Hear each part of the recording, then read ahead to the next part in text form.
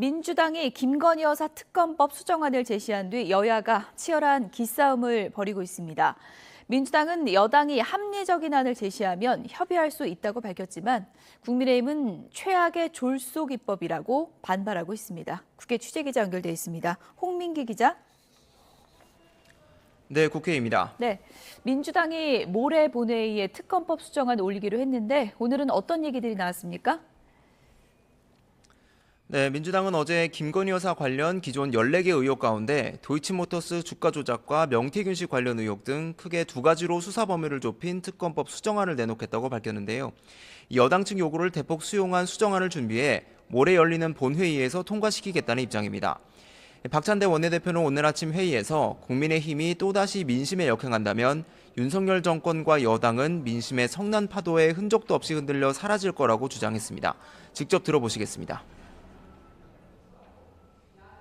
최혜병 특검법은 감감무소식이고 국민이 9대1로 원하는 이슈라고 했던 김건희 여사 문제는 슬그머니 회피하고 이 정도면 습관성 거짓말 아닙니까? 네, 박 원내대표는 모레 본회의 전에 국민의힘이 합리적 안을 제시하면 협의할 용의가 있다며 민심에 따를 뜻이 있다면 진지하게 특검에 협조하길 바란다고 요구했습니다. 다만 민주당 일각에서는 한동훈 대표가 무슨 결단을 할 수 있을 것 같지는 않다며 특검 수정안 수용을 기대하지 않는다는 전망도 나오고 있습니다. 민주당은 특히 명태균 씨가 윤 대통령 당선 직후 대통령 특별열차에 함께 탔다는 주장을 고리로 대여 압박 수위를 높이고 있는데요. 지난 2022년 경남 김해 봉하마을을 방문하는 김건희 여사의 첫 단독 일정에 명 씨와 김영선 전 의원이 특별열차에 같이 타고 갔다는 의혹을 거론한 겁니다.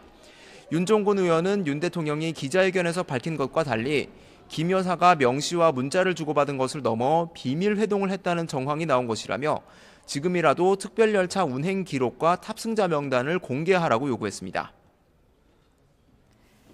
국민의힘은 수정안에 반발하는 분위기죠. 네, 그렇습니다. 여당은 민주당의 특검 수정안이 여당의 이탈표를 겨냥한 이간책이라고 보고 있습니다. 추경호 원내대표는 오늘 아침 회의에서 본회의를 고작 이틀 남겨둔 시점에 상임위에서 날치기로 강행 처리한 법률안을 다시 뜯어고치겠다는 발상 자체가 놀랍다며 전례를 찾아볼 수 없는 최악의 졸속 입법이자 입법 농단이라고 날을 세웠습니다. 이 수정안을 급히 제출하겠다는 것 자체가 특검법 원안이 위헌적인 인권유린이라는 점을 실토한 거라고 쏘아붙였는데요.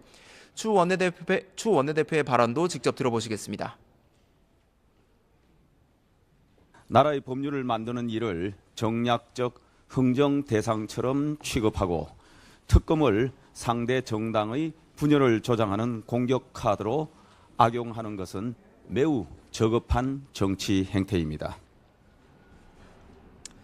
여당 핵심 관계자도 YTN과 통화에서 민주당이 특검 제3자 추천 수용을 언급하며 독소 조항을 없앴다는 것이 하나의 미끼라며 특검 수정안으로 인한 영향은 없을 거라고 말했습니다. 신지호 전략기획부총장도 SBS 라디오 인터뷰에서 수정안의 효력은 0이고 국민의힘의 동요는 하나도 없을 거라며 장애 집회 참석자가 줄어 전략적 파산 상태에 놓인 민주당이 위기의식에 빠졌다고 주장했습니다. 여당은 민주당의 연이은 장애 집회가 오는 15일 이 대표의 공직선거법 1심 선고를 앞둔 사법부 압박이라며 역공 수위를 높이고 있는데요. 조금 전 당내 법제사법위원회 소속 의원들을 중심으로 민주당 사법방해 저지 긴급대책회의를 열고 사법부가 공정한 판결을 내릴 수 있는 환경을 보장하겠다고 밝혔습니다.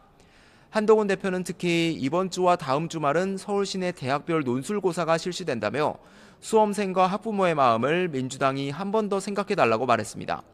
추경호 원내대표도 개인 비리 재판이 정 궁금하면 국민과 함께 생중계로 지켜보면 그만이라면서 1심 선고 생중계를 거듭 주장했습니다. 지금까지 국회에서 YTN 홍민기입니다.